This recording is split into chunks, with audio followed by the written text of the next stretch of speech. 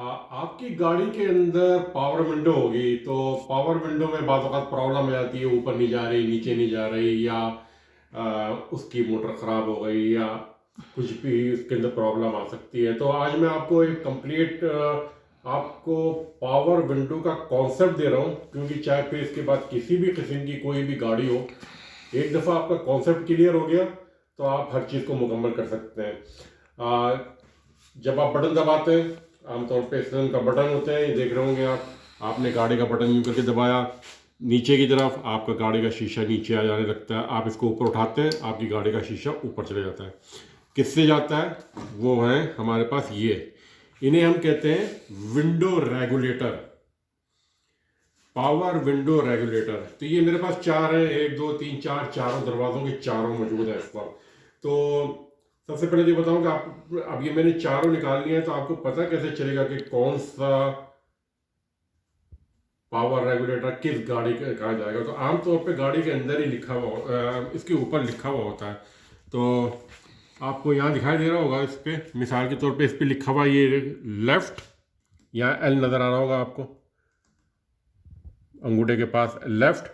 और यहाँ पे लिखा हुआ होगा, या तो ए लिखा हुआ होगा या बी, यहाँ पे बी लिखा हुआ है, यहाँ पे आपको दिखाई दे रहा होगा ये बी नज़र आ रहा है। यहाँ हो सकता है बी ना होता तो यहाँ पे ड्राइवर लिखा हुआ होता, यानी सिर्फ डी लिखा हुआ होता। तो ये भी मुमकिन है कि इसमें डी एल सब कुछ यहीं लिखा हो। तो इस तरह ना आपको ये बात पता चल जाता है कि ये विंडो पे कहाँ जाएगा। मैं इसको हटा के यहाँ रख दूँ 1 मिनट। ये वाला देखें, इसके ऊपर लिखा हुआ होगा, इस पे देखें आप, यहाँ लिखा हुआ है राइट आर, इधर आर लिखा हुआ नज़र आ रहा है आपको। और इसके ऊपर भी कुछ लिखा हुआ होगा, यहाँ लिखा हुआ ए, राइट साइड पे जाएगा। और इसी तरह ये है मेरे पास दूसरा रेगुलेटर, इस पे लिखा हुआ है राइट, यहाँ पे आपको आर नज़र आ रहा होगा, राइट। ये मेरे पास एक और है, इस पे लिखा हुआ है बी, और यहाँ से अगर आप देखें यहाँ पे लिखा हुआ है लेफ़्ट, बी लेफ़्ट। तो अब मैं आपको दिखाता हूँ कि ये काम कैसे करता है। अच्छा, इसके अंदर जो सबसे ज़्यादा प्रॉब्लम आती है, अच्छा नहीं, मैं आपको इससे पहले ही बता दूँ, अब मैं आपको ये बता दूँ कि ये काम कैसे करता है। इस जो रेगुलेटर होते हैं, ये तो सिर्फ स्विच होते हैं, इस तरह करके स्विच। लेकिन इन स्विच को कंट्रोल करने के लिए इसके अंदर जो है स्मार्ट जंक्शन बॉक्स होते हैं। स्मार्ट जंक्शन बॉक्स, या हम उसको जेनेरिक इलेक्ट्रॉनिक मॉड्यूल भी बोलते हैं। ये कहाँ होते हैं? ये गाड़ी के अंदर या तो डैशबोर्ड में होंगे, या जहाँ पूरा आपका फ्यूज़ का सिस्टम होगा वहाँ होंगे। लेकिन मेरे पास इस गाड़ी के अंदर पूरा सिस्टम यहाँ मौजूद है। ये ड्राइवर साइड के कंट्रोल में होता है, ड्राइवर इसको कंट्रोल करता है, और आपको इसके अंदर पूरा जो इसका मॉड्यूल है वो आपको इसके अंदर इलेक्ट्रॉनिक कंट्रोल पूरा नज़र आ रहा होगा। इसके अंदर ये सारे वायर वगैरह इसके अंदर नज़र आ रहे हैं। इसके अंदर सिर्फ स्विच हैं, यहाँ पे सिर्फ स्विच हैं, इसके अंदर कंट्रोल कोई नहीं है, तो लिहाजा इसका कंट्रोल कहीं और होगा। तो आमतौर पे जब कहीं कंट्रोल होता है तो उसकी शक्ल भी मैं आपको दिखा देता हूँ। आमतौर पे इस तरह की बॉक्स, ब्लैक कलर का कोई बॉक्स का होगा, मैं आपको दिखा देता हूँ कोई, जैसा कि मिसाल के तौर पे ये एक बॉक्स है, इस किस्म का कोई बॉक्स होगा जो कि गाड़ी के अंदर किसी भी जगह हो सकता है। तो ये जानना आपके लिए ज़रूरी है कि इनको कंट्रोल करने का बॉक्स किधर है। बॉक्स से मतलब है स्मार्ट जंक्शन बॉक्स, या उसको हम आमतौर पे विंडो, पावर विंडो मॉड्यूल भी बोलते हैं।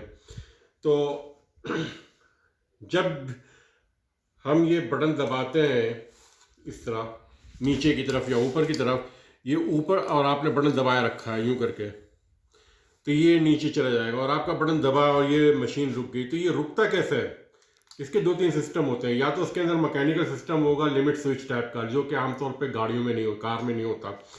ये दूसरा सिस्टम होता है, उसके अंदर detection, load detection sensor type का होता है, जो कि इस मॉड्यूल के अंदर होता है। तो होता क्या है कि जैसे ही आप ये जाके रुकेगा और आपने बटन दबाया हुआ है, तो इसके अंदर करंट बढ़ जाएगा। जब करंट बढ़ जाएगा तो एकदम ये सेंस करेगा और आपका इस स्विच को डिस्कनेक्ट कर देगा। ये इसके अंदर फंक्शन होता है। तो अब मैं आपको इसको ज़रा चला के दिखा देता हूँ। मैं ये आपको हटा देता हूँ यहाँ से। तो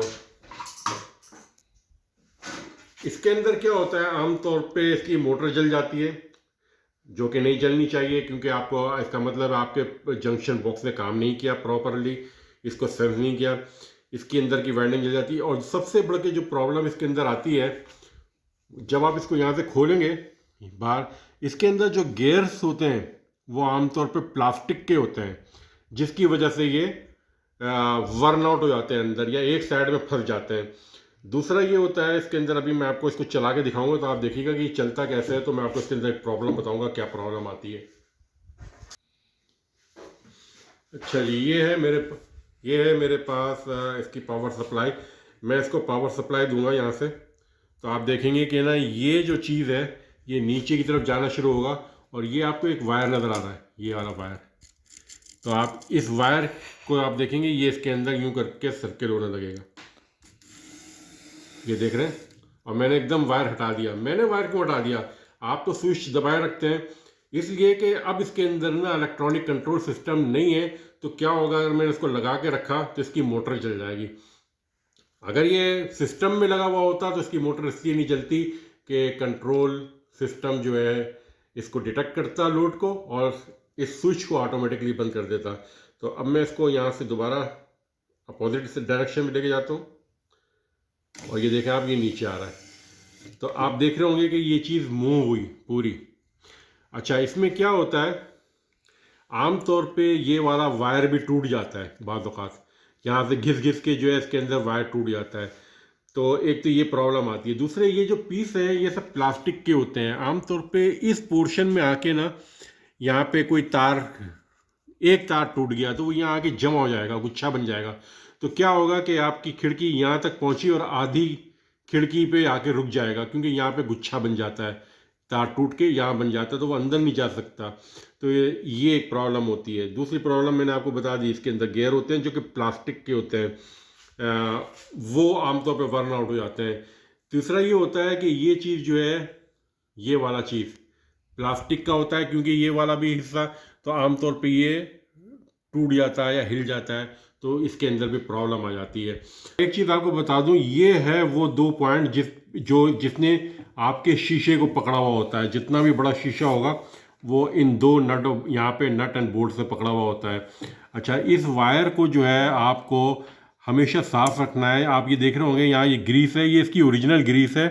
अगर आप इस पर ग्रीस लगी हुई है तो इसको लगे रहने दें। आमतौर पे ये ग्रीस इसके अंदर होती है, तो इसकी ग्रीस लगाना बाज़ इन्वायरमेंट में अच्छा भी होता है और बाज़ जगह सही नहीं होता।